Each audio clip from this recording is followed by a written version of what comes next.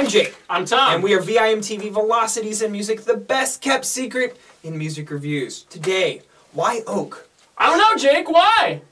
I don't even know what to say to him, but he just had to shriek at me because that's what the album was called. Wye Oak, they're from Maryland, and guess what? I just learned this when I tried to pull up the Wikipedia page.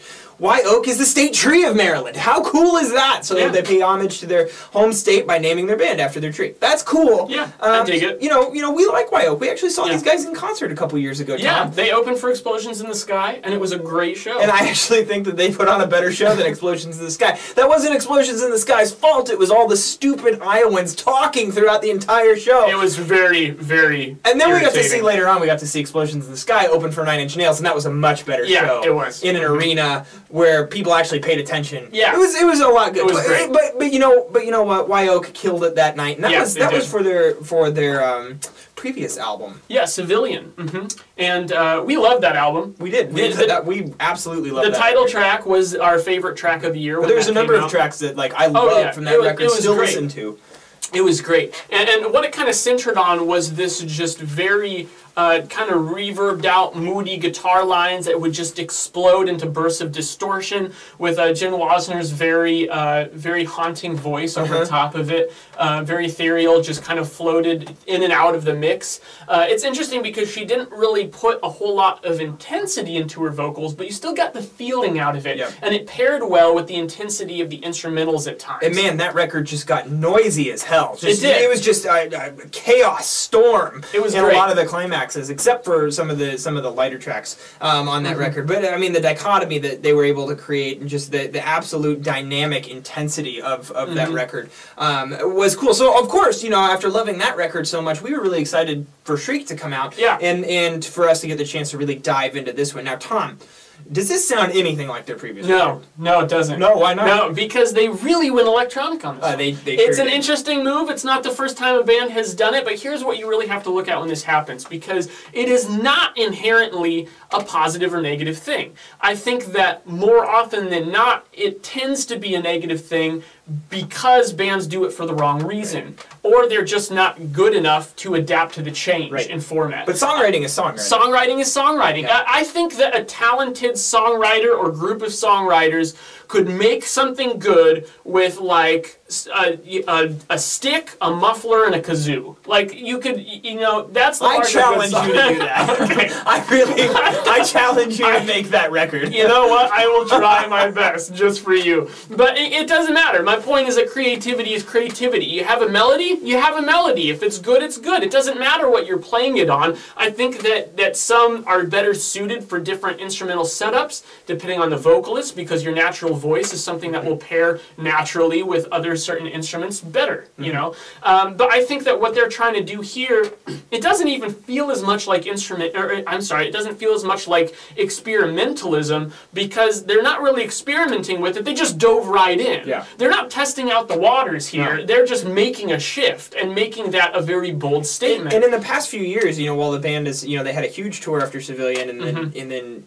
Jenn Wasner actually has a couple side projects that were electronic based. So when writing Shriek, they definitely dove into this electronic sound. But what I read was that they actually started a lot of these songs by just writing the bass part. So throughout Shriek, you have real bass lines that are just fantastic throughout this, almost every track on this record. Doesn't surprise me. The bass lines are great. Yeah, they have great bass lines, and then you have all these different layers of synth melodies or MIDI keyboards providing electronic melodies, and just layer upon layer. And really what I found about Shriek, and I found about Civilian too, is that the layers build as the song progresses, right? Very much so. And this is very much, I would classify this as a pop record. It might be a bit experimental, just in how these songs are able to provide that dynamic contrast. Wye Oak is, they're very much keen to that dynamic contrast. It's not like they just forgot because they switched their sound, but as they add layers, these things get more intense. Now, one really cool thing that they do, while there are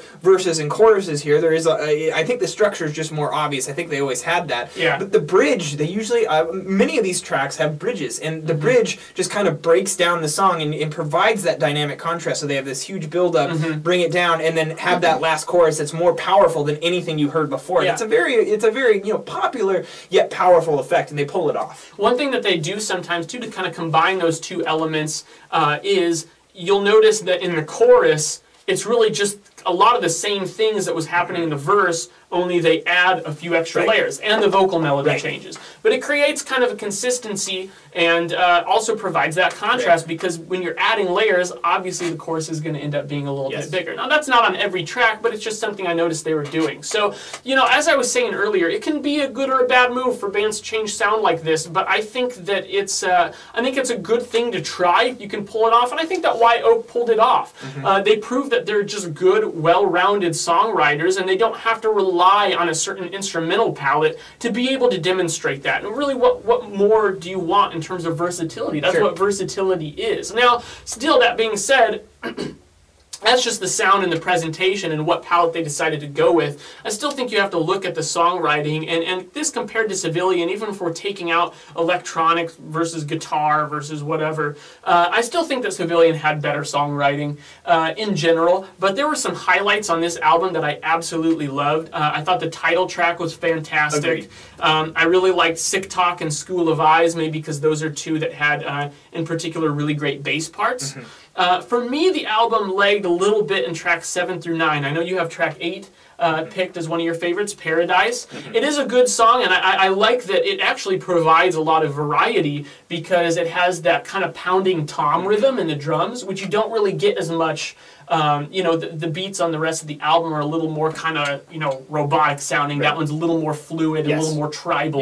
This is a darker sound, and I think that was a nice, you know, time to in the record, in the listening experience, to have that darker sound. Yeah, absolutely. Another thing, you know, it's not that this album is devoid of guitar. You will still find, you will still hear guitar. In fact, in some parts, I have myself thinking, well, wow, did they hang out with Trent Reznor? Because they're just, it's just distorted. It sounds industrial. A lot of times this comes in the bridge too and adds that, you know, gritty contrast that just makes it really just a powerful statement. Now, while I think that all these songs, I actually felt that this listening experience was pretty balanced. I agree, like Shriek was one of my favorite tracks. School of Eyes I thought was excellent. That has a very kind of 80s vibe to it. There's kind of Eurythmics at times. Absolutely. Almost, but I think that they just simply nailed it. And especially I think that the bridge in that song gets pretty fun. So while I like a lot of these songs, Civilian had 2 or 3 tracks that just blew my mind.